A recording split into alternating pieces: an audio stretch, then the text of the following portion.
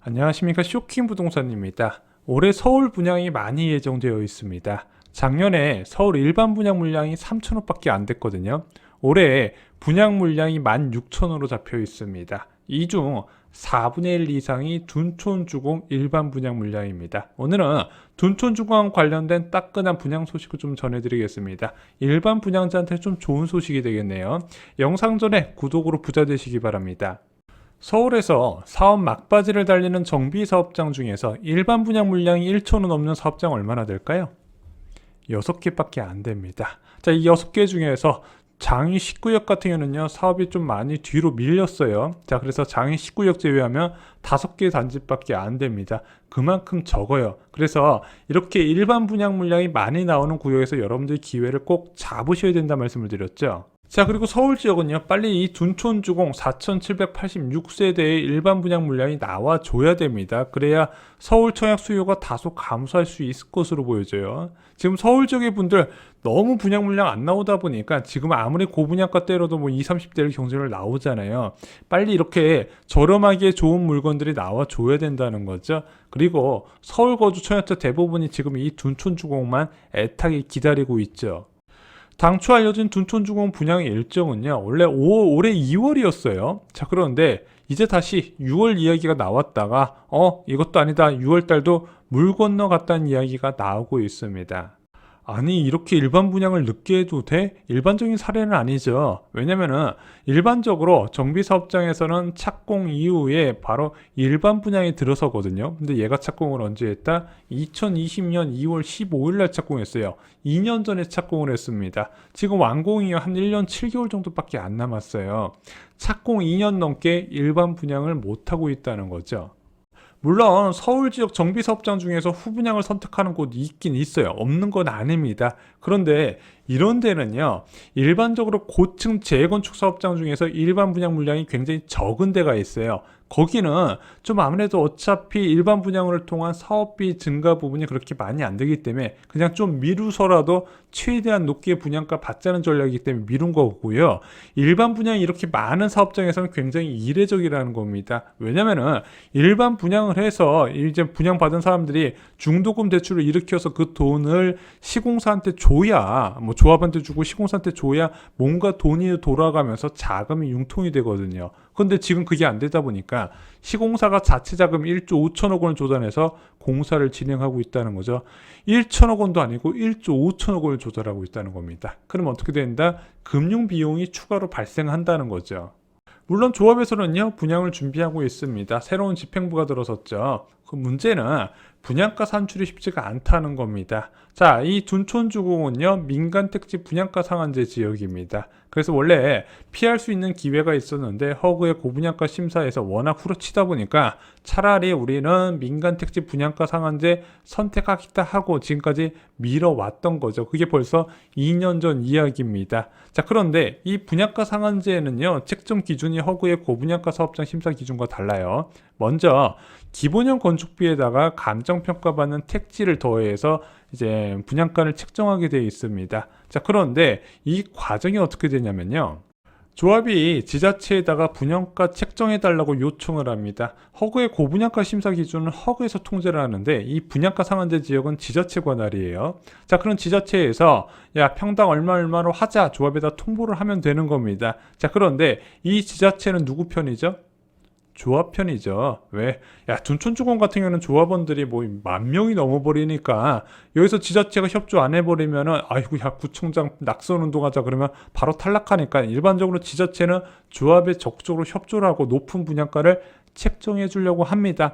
그래서 정부에서는 어떤 검증 절차를 만들었냐? 바로 한국부동산원에서 이 지자체가 책정한 택지 가격을 검증하는 절차를 넣어놨어요. 어차피 분양가에서는 가장 큰 비중이 택지비잖아요. 뭐 기본형 건축비가 뻔하고 어차피 여기서 가산비 받아봤자 거기서 거기거든요. 그러면은 택지비를 얼마나 잘 받아주냐에 따라서 이 분양가가 결정되는데, 강동구청이 최근에 조합에 통보한 택지비가 평당 6,666만 원이었습니다. 자, 이 정도 택지비 나오면요, 평당 분양가가 한 3,700만 원 정도까지 가능할 수 있다고 해요. 자, 그런데 한국부동산원에서는 어떻게 태클을 걸었냐?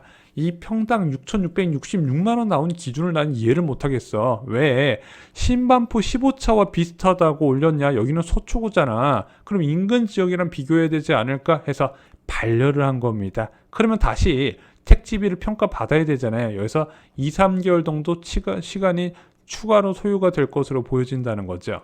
그래서 둔촌중공 분양가가요, 예상보다 낮아질 것으로 보여집니다. 그리고 조합과 조합원들이 기대했던 분양가는 평당 3,700만 원에서 한 4천만 원인데, 현재 업계에서는 한번 태클이 들어왔기 때문에 한 평당 3,500만 원 내외에서 결정되지 않을까 이렇게 보는 거고, 이 3,500만 원 정도에서 결정되면은 조합원들 추가 분담금이 증가할 수밖에 없다는 거죠. 자, 그래서 평당 분양가가 3,500만 원이 책정된다면요, 제가 볼 때는 거의 주변 시세 절반이에요.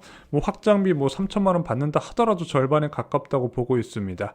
당연히 주변 시세 대비 저렴하고 향후 비전이 있는 지역이기 때문에 공급 물량이 굉장히 많긴 하지만 커트라인이 굉장히 올라갈 것이다. 그래서 60점대 중후반 정도를 예상하고요. 아무래도 인기 있는 타입은 다 만점 나올 거라고 보여지고 있습니다. 자, 그런데 조합원들이 반대해서 분양을 미루면 어쩌지? 이 부분도 걱정이 되시잖아요. 2년 전에도 그래서 분양이 미뤄졌던 거거든요. 자, 그런데 이제는 미룰 수 있는 단계는 아닌 것 같습니다. 자, 얼마 전에 둔촌주공 시공단이요, 일반 분양을 통해서 60일 이내에 공사비를 충당하지 않으면 공사 중단하겠다고 압박을 넣은 거예요. 한마디로 일반 분양 미루지 말고 빨리빨리 해서 자금을 융통하게 하자 이거죠. 그리고 이런 이제 요구가 아니더라도 이미 후분양에 가까울 정도로 일반 분양 시점이 늦었기 때문에 현실적으로 미루는 것도 불가능하다고 보여지는 겁니다. 그래서 아마 제가 볼 때는 7월부터 9월 사이에 일반 분양이 나올 것으로 전망이 됩니다. 현재 둔촌주공 조합과 시공단은 공사비 증액 갈등이 있다, 이거 말씀 많이 들어보셨을 거예요. 일반 분양자한테 그렇게 큰 영향은 없어요. 자, 그런데 이것 때문에 아무래도 분양이 늦어질까봐 걱정하시는 분들이 있어서 오늘 좀 정리를 드려보겠습니다. 자, 먼저 이 둔촌주공의 건축사업의 공사비는요, 2조 6,800억 원으로 책정되어 있었는데 공사비가 늘어났어요. 3조 2천억 원으로. 뭐 이렇게 공사비 늘어나는 거 뭐 정비사업장에서 흔한 일이니까 별 문제는 안 될 것 같은데, 이 증액된 공사비로 계약이 체결된 게 2020년 6월 25일이라고 하네요. 그런데 이 날짜가 전 조합장 해임 발의된 날이라고 합니다. 한마디로 전 조합장이 나가게 생겼으니까 계약 체결해 놓고 나가버린 거예요. 당연히 조합원 입장에선 반발할 일이에요. 야, 이건 총회를 거치지 않는 적법한 절차가 아니다. 당연히 그렇게 생각할 수 있겠죠. 그리고 왜 증액됐는지 상세 내역은 알려줘야 되는 거 아니냐, 이 정도는 요구할 수 있다는 거죠. 자, 보다 못한 서울시에서 중재에 나섰어요. 오세훈 서울시장이 요즘 주택 공급에 대해서 되게 민감하죠. 야, 이거 괜히 잘못하다가는 주택 공급이 원활히 안 될 수도 있겠다 싶어가지고 중재에 나섰고요. 3차례 정도 회의가 있었대요.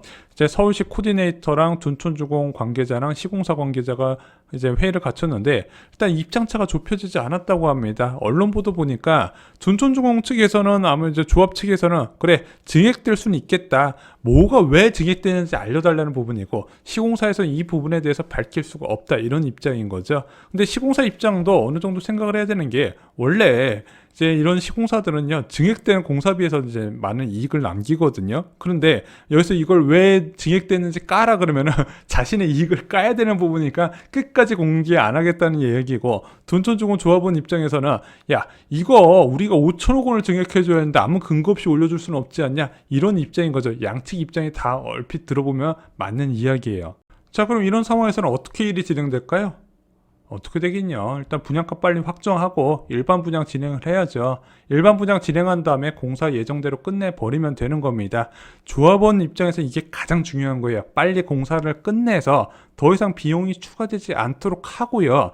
그 다음에 증액공사비가 뭐 진짜 맞냐, 이걸 내는 게 맞냐, 깎아달라, 아니다, 다 줘야 된다, 이거 부분은요, 법정 다툼으로 진행을 하면 되는 겁니다. 그래서 원래 주려던 공사비 주고 안 준 공사비는요, 이제 시공단에서 각 조합원에 대해서 가압류 걸고 그거에 대해서 이제 법적 소송을 통해서 결과를 내면 된다는 거죠. 제가 볼 때는 둔촌주공은요, 조합 청산이 좀 오래 걸릴 것으로 보여집니다. 하지만 일반 분양자한테 아무 해당 없기 때문에 열심히 청약 전략만 세우시면 됩니다.